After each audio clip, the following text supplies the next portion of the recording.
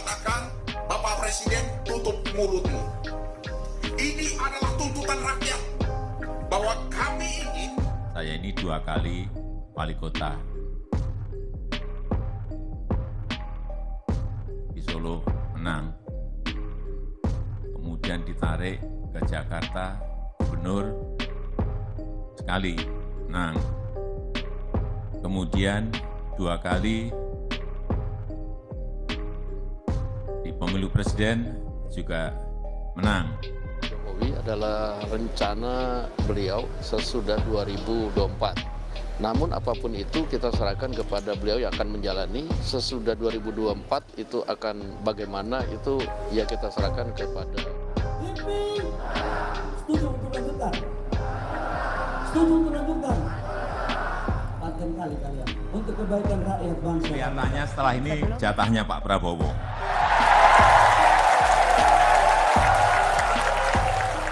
Lagi ini sudah masuk ke tahun politik. Kita boleh bersaing, berkompetisi antar partai, tetapi jangan sampai saling menjatuhkan. Titipan saya itu. Saya tidak ada niat, tidak ada juga berminat menjadi presiden 3 periode.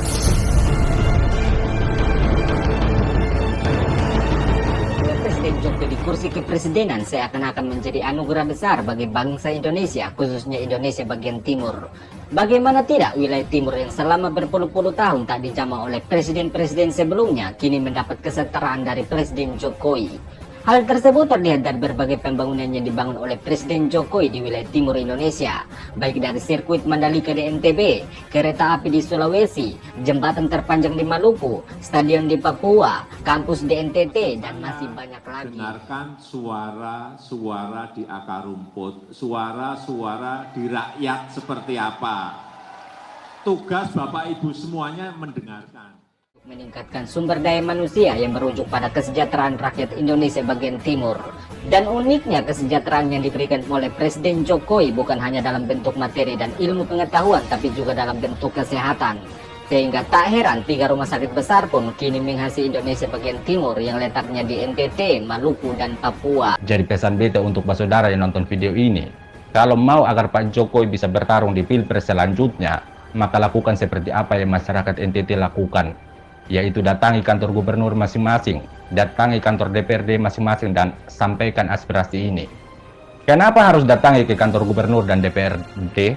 Karena DPR RI dan MPR hanya menilai aspirasinya. Rumah sakit Dr. Johannes Leimena di Ambon yang kita harapkan ini akan memberikan layanan kesehatan yang prima untuk masyarakat di Indonesia bagian timur, utamanya di Provinsi Maluku dan lebih khusus lagi untuk Kota Ambon. Ini adalah rumah sakit yang sangat besar sehingga kita harapkan Indonesia bagian timur bisa dilayani di Rumah Sakit Dr.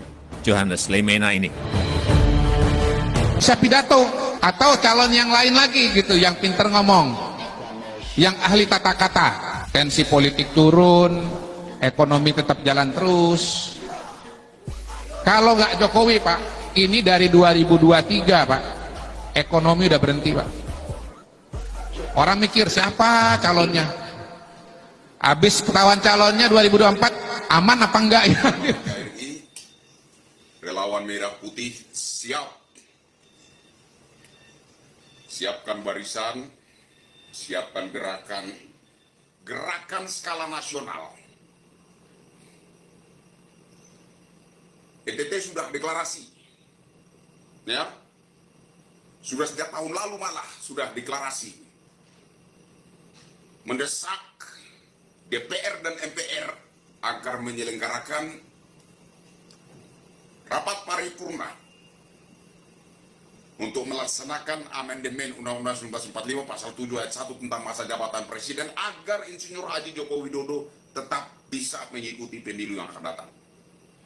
Karena Presiden Insinyur Haji Joko Widodo sendiri yang mengatakan beliau tidak berminat dan tidak berniat untuk menjabat 3 periode. Itulah kenapa kebanyakan rakyat Indonesia hari ini masih menginginkan Insinyur Haji Joko Widodo. Ini realita di masyarakat. Kita buat gerakan, deklarasi, menuntut, mendesak Jokowi 3 periode. Inilah tuntutan kami, bahwa kami ingin Insinyur Haji Joko Widodo menjabat 3 periode atau bila perlu seumur hidup. Karena sampai 1000 tahun lagi akan datang, belum tentu Indonesia akan mendapatkan seorang pemimpin yang luar biasanya seperti Insinyur Haji Joko Widodo. Sama persis kepribadiannya, ketegasannya, sifatnya, kejujurannya, kesederhanaannya, lemah lembutnya, murah hatinya, seperti Insinyur Haji Joko Widodo. Mungkinkah pemimpin bangsa Indonesia selanjutnya dapat melanjutkan seperti dasar yang telah diletakkan oleh Jokowi itu atau tidak? Saya secara pribadi meragukan sekali siapapun dia. Saya masih ragu. Sehingga saya nggak peduli.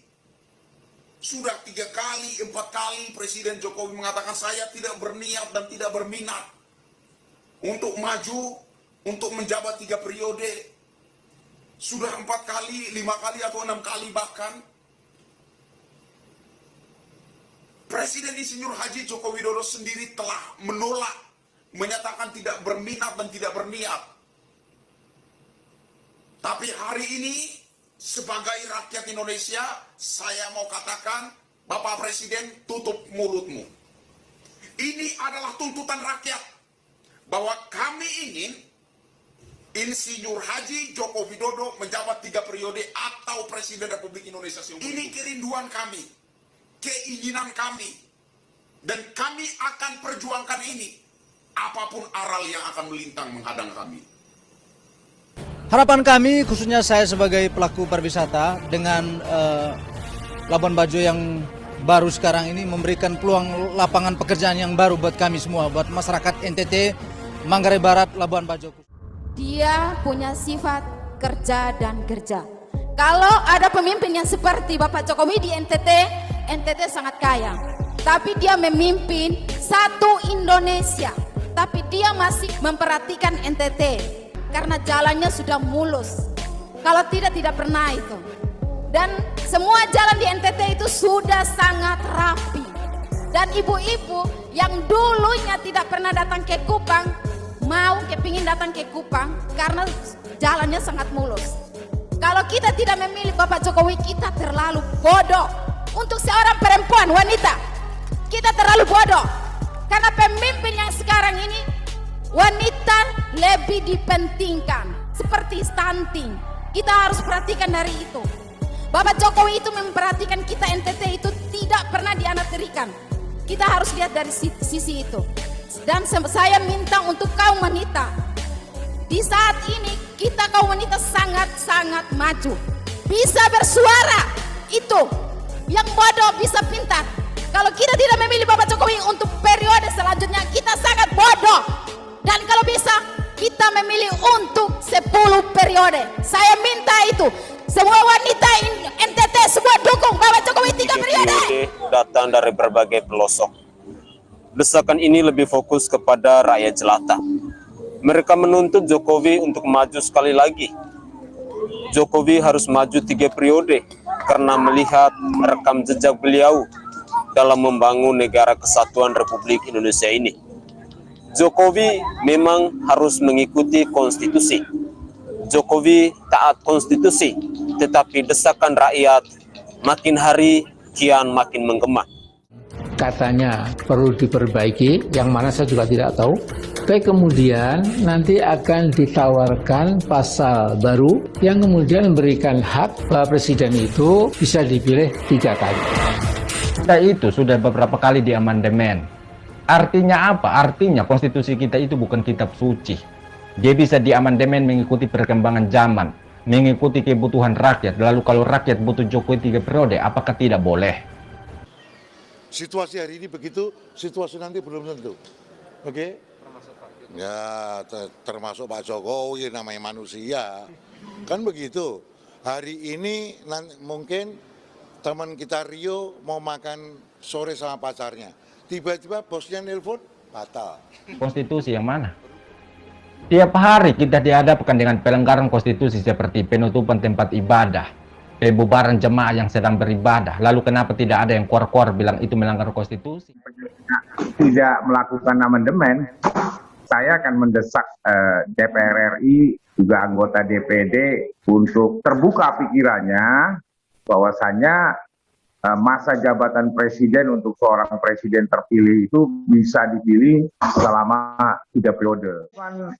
Seumur hidup beda, hanya menambah 1 periode saja.